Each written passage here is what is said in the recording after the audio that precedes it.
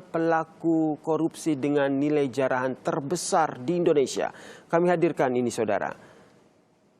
Yang pertama adalah Edi Tansil, pria kelahiran Makassar tahun 1953 ini terlibat dalam kasus kredit macet Bapindho dengan nilai jarahan sebesar 9 triliun rupiah. Assalamualaikum warahmatullahi wabarakatuh. Waalaikumsalam warahmatullahi wabarakatuh.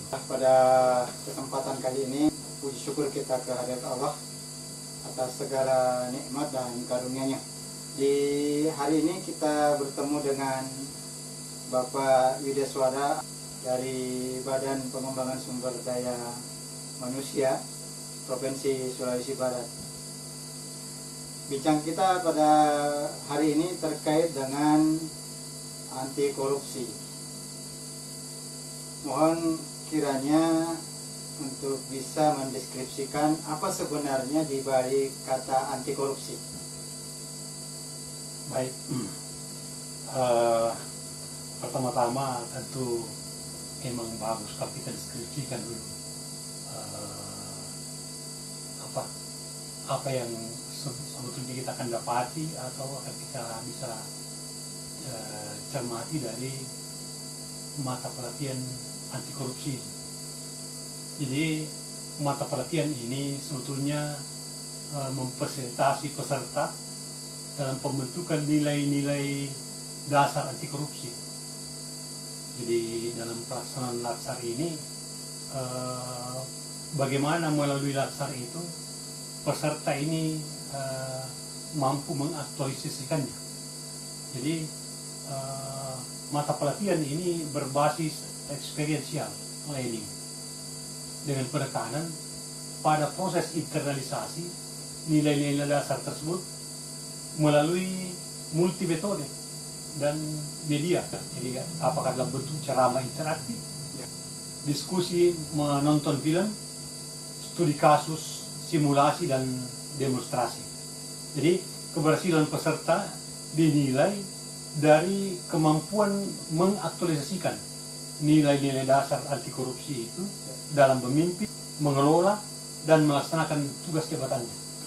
Anti korupsi ini untuk diaktualisasikan dalam sebuah nilai-nilai dasar supaya di dalam pelaksanaannya dia mampu memimpin dengan anti korupsi, mengelola dengan anti korupsi, dan juga mampu untuk mengaktualisasikan dengan anti korupsi. Betul sekali. Jadi tahapan-tahapan ini yang pertama bagaimana peserta itu punya kemampuan menginternalisasi, menyerap nilai-nilai anti korupsi, dan kalau itu sudah tertanam dengan baik, apalagi kalau itu masuk ke alam bawah sadarnya, maka itu biasanya secara otomatis akan membentuk karakternya menjadi anti korupsi. Jadi terbentuk karakter anti korupsi. Kalau sudah terbentuk seperti itu, bayangkan kalau misalnya ASN kita diwarnai dengan sikap perilaku anti korupsi, saya kira korupsi akan hilang dengan sendirinya. Jadi ini anti korupsi tertanam betul ya. Betul ya. Jadi mampu diaktualisasikan di dalam kepemimpinan, di dalam pengelolaan, dan dalam hal apa saja ketika dia menjadi aparatur sipil negara. Kira-kira tujuan pembelajaran ini apa? Ya, jadi harapannya setelah mengikuti seluruh rangkaian pembelajaran pada mata pelatihan anti korupsi ini, diharapkan peserta mampu perilaku yang amanah, jujur, serta berperan dalam pencegahan korupsi itu sendiri. Jadi jangan diikuti proses pembelajaran anti korupsi, tapi setelah selesai tidak ada juga aksi apakah dia anti korupsi atau dia berupaya ketika di sekitarnya ada indikasi bahwa akan terjadi korupsi, dia tidak ambil langkah-langkah. Wah, ini dipertanyakan sejauh mana penyerapan nilai-nilai anti korupsi itu. Tapi kalau begitu dia dengar bahwa ada gejala di sini terjadi penyimpangan dan dia punya aksi bagaimana supaya korupsi itu tidak terjadi, ini luar biasa. Berarti tujuannya ini harus memiliki pribadi yang amanah, kemudian jujur untuk dirinya, amanah, jujur, dan yang paling utama ini ketika terkait dengan rekan kerjanya harus mampu melakukan pencegahan. Seperti itu. Terkait dengan sasaran belajar, karena tadi sudah kita dapat ketahui bahwa ada tujuan supaya peserta ini memiliki kepribadian jujur, amanah, dan mampu mengendalikan atau pencegahan korupsi secara dini. Sekarang muncul sebuah tanya, apa sasaran belajarnya? Ya, saya kira ini pertanyaan yang bagus sekali. Jadi yang menjadi sasaran belajar di sini adalah bagaimana peserta ini memiliki kompetensi dasar yang diharapkan dapat dikuasai. Jadi setelah belajar mata pelatihan anti korupsi ini, maka setidak-tidaknya ada 3 hal yang harus bisa dicapai. Ya. Yang pertama, menyadari dampak perilaku dan tindak pidana korupsi bagi dirinya. Ya, keluarga, masyarakat, bangsa maupun kehidupan di lingkungannya. Nah, yang kedua, bahwa peserta ini hendaknya mampu menjelaskan cara-cara bagaimana menghindari perilaku korupsi. Itu yang kedua. Kemudian yang ketiga, bagaimana peserta menjelaskan internalisasi dan pembangunan sistem integritas untuk mencegah terjadinya korupsi di lingkungannya. Jadi 3 poin ini minimal yang harus kita bisa melihat atau mengevaluasi dari peserta. Kalau 3 poin ini ada sama peserta, itu sudah ada tanda-tanda bahwa yang bersangkutan ini perilaku anti korupsi sudah mulai muncul. Jadi paham betul ini dampak dari perilaku. Kemudian mampu menjelaskan ke orang di sekitarnya, mungkin untuk keluarganya, masyarakatnya, orang-orang lain untuk kepentingan diri, keluarga dan masyarakat juga mungkin ya. Kemudian dia mampu internalisasi, ini yang paling utama. Jadi sudah tahu, kemudian dia sampaikan, dia cegah, lalu internalisasi. Jadi memang jadi tahap awal itu bagaimana kita desain sedemikian rupa agar proses internalisasi itu bisa berjalan dengan baik. Jadi mereka bisa serap dengan sempurna, dihayati. Kemudian itu bagaimana setelah terinternalisasi dia bisa berpengaruh terhadap sikap dan perilakunya, sehingga dia bisa nanti mengaktualisasikan. Jadi aktualisasi itu dalam bentuk pemberian penjelasan kepada lingkungan keluarga, sahabat, teman sejawat di kantor.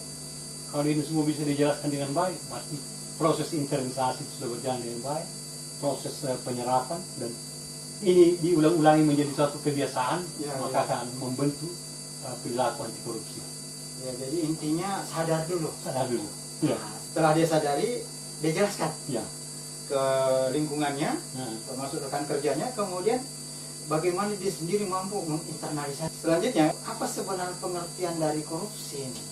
Kata korupsi itu sendiri sebetulnya berasal dari bahasa Latin, yaitu corruptio, yang artinya kerusakan, kebobrokan, dan kebusukan. Jadi selaras dengan kata tersebut, dengan kata asalnya, korupsi ini sering dikatakan sebagai kejahatan yang luar biasa. Jadi salah satu alasannya adalah karena dampaknya yang luar biasa. Nah, ini menyebabkan kerusakan baik dalam ruang lingkup pribadi, keluarga, masyarakat, dan kehidupan yang lebih luas lagi. Jadi kerusakan tersebut tidak hanya terjadi dalam kurun waktu yang pendek, namun dapat berdampak secara jangka panjang. Jadi korupsi ini sebenarnya sesuatu yang merusak ya, bobrok, dan mempunyai dampak besar gitu. Sama diri, keluarga, kemudian masyarakat, bahkan negara.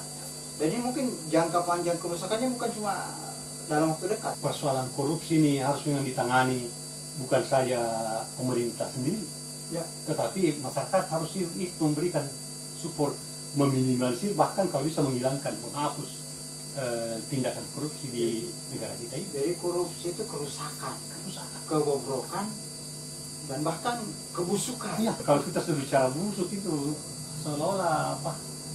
Ada apa? Ada Sesuatu bangke di situ. Hindarilah, jangan korupsi. jangan dicap juga sebagai orang busuk. Itu loh, karena ada kata busuk, Iya. bobrok. Kalau misalnya bobrok mungkin hal-hal ya bentuknya fisik. Iya. Tapi kalau busuk ini kayaknya sudah terkait internalisasi tadi tuh mungkin. Sudah dikatakan juga menimbulkan kerusakan. Berarti begitu kita terkontaminasi dengan Sikap korupsi, itu berarti sama dengan apa, kita ini pembuat kerusakan. jadi rusak diri, Rusak rusak diri, keluarga, iya. rusak masyarakat, rusak negara ini. Jadi ketika peserta sudah mempelajari mata pelatihan ini, tentu ada harapan kepada peserta, baik dalam bentuk harapan khusus kira-kira seperti itu. Iya. Jadi yang paling kita harapkan sebetulnya dalam pembelajaran anti korupsi ini, yaitu setelah peserta Latsar ini belajar mata pelatihan ini, maka diharapkan mereka mampu menyadari dampak perilaku dan tindak pidana korupsi. Secara lebih khusus, maka diharapkan 5 poin. Ya, ya. Diharapkan 5 poin ini bisa apa namanya, peserta itu punya kemampuan untuk menjelaskan berbagai dampak dari perilaku dan tindak pidana korupsi itu sendiri. Ya. Jadi kalau cuma paham untuk dirinya sendiri tapi tidak bisa menjelaskan kepada yang lain, bagaimana dia punya aksi mengaktualisasikan itu, membiasakan atau memberikan informasi kepada pihak lainnya. Yang kedua, dia juga harus paham tentang pengertian korupsi sendiri, Ya, ya. supaya dia bisa menjelaskan dengan baik. Kemudian yang ketiga, mengenali delik-delik tindak pidana korupsi yang berlaku di Indonesia. Ya. Memang cakupannya luas, apalagi kalau kita sudah bicara delik-delik pidana. Yang keempat adalah punya niat baik, Ya. jadi memiliki niat, semangat dan komitmen untuk melakukan pemberantasan korupsi. Jadi kalau sudah paham, sudah bisa menjelaskan dengan baik, tapi tidak punya niat baik untuk menyampaikan atau tidak punya niat baik untuk melakukan pemberantasan, tidak ada artinya. Begitu, ya. Ya. Jadi yang kelima, dia punya impian, jadi membuat impian Indonesia ini bebas dari korupsi, Ya, ya, terutama negara daerahnya sendiri. Itu yang paling utama itu. Atau minimal di ruang lingkup kerjanya. Ya, dari kerjanya. Setelah dia betul-betul paham, kemudian dia mampu jelaskan, Ya, kemudian dia kenali delik-deliknya, ya, kemudian ada niat. ya, Yang terakhir, ini yang paling utama barangkali, ketika dia punya impian. ya. Ada niat tapi nggak ada impian. Nah. Nggak boleh. Itu. Jadi impiannya Indonesia bebas korupsi. Harus niatnya Indonesia bebas korupsi. Jadi di awal dulu, saya punya pemahaman. Ya, Kemudian saya mampu jelaskan. ya, Kemudian saya kenali delik-deliknya. ya. Setelah itu, saya punya niat dan saya punya impian. Setelah kita memahami pengertian korupsi, kemudian bisa menjelaskan, ada yang mungkin muncul di benak kita ini jenis korupsi. Ya, Karena mungkin orang berpikir jenis itu cuma satu, ternyata mungkin ada beberapa jenis. ya. Ini semakin meluas ini pertanyaan saya lihat ini. Ya, ya, ya. Ya, sebenarnya ada beberapa pandangan yang bisa kita ambil. Tapi saya cuma mau mengutip pandangan dari Syed Hussein Alatas. Itu mengungkapkan ada 7 jenis korupsi. Oh, 7 ya. Ya. Ya, ya. Yang pertama itu korupsi transaktif. Ya. Korupsi ini adalah korupsi yang menunjukkan adanya kesepakatan timbal balik antara pembeli dan penerima demi keuntungan bersama. Kedua pihak ini sama-sama aktif menjalankan perbuatan tersebut. Ya, ya, ya. Ya, gitu. Jadi transaksi pertama. Ya, transaktif. Mirip transaksi gitu. Ya, seperti Transaksi korupsi gitu. sudah akrab kenal baik. Korupsi itu sebenarnya kok memang korupsi itu transaksi. Transaksi haram. Ada yang kedua mungkin. Ya. Yang Yang kedua kedua. itu adalah korupsi ekstraaktif. Ya, Ya. ya. Jadi korupsi di sini adalah korupsi yang menyertakan bentuk-bentuk koersi atau tekanan. Jadi ada tekanan-tekanan tertentu di mana pihak pemberi dipaksa untuk menyuap guna mencegah kerugian yang mengancam diri, kepentingan orang-orangnya, Ya, atau hal-hal yang dihargai. jadi jenis korupsi ini beda yang pertama Iya. ya. Iya. Kalau yang pertama transaksi, Ya. ini yang kedua ada tekanan. Tekanan. Iya, iya. Hmm. Jadi memang korupsi kadang-kadang Jadi variatif ya. kira-kira kalau lebih dikonkret lagi seperti apa tekanan itu misalnya? Mungkin jabatan, kekuasaan, Ah, peran atau iya. apa mungkin Boleh begitu jadi, ya. ya, boleh jadi. Karena kalau dia tidak punya kekuatan, peran atau kekuasaan, ya tentu dia Ya. akan memberikan Nah, tekanan. jenis yang ketiga dari korupsi itu adalah korupsi investif. Jadi korupsi di sini melibatkan suatu penawaran barang atau jasa tanpa adanya pertanian langsung dengan keuntungan bagi pemberi. Jadi keuntungan diharapkan akan diperoleh di masa yang akan datang. Jadi tidak secara langsung ada begitu transaksi jalan, Ya. terus ada keuntungan enggak. Dia semacam berinvestasi dulu, mungkin tanam jasa dulu. Oh gitu. Ya. Tapi berbeda korupsi dengan tanam jasa. Jadi korupsi yang jenis ini lain ya. Ya, Seakan-akan korupsinya ini dampaknya nanti, ya, bukan sekarang. Iya. Karena dia tidak bersifat transaktif ya, atau sesuatu yang bersifat tekanan. ya. Jadi jangka panjang, investasi. Ya. Investasi dalam bentuk haram juga kayaknya. Ya sudah pasti itu karena ujung-ujungnya hasilnya haram juga. Iya, iya. Kemudian yang keempat adalah korupsi nepotistik. Korupsi nepotistik ini adalah korupsi berupa pemberian perlakuan khusus.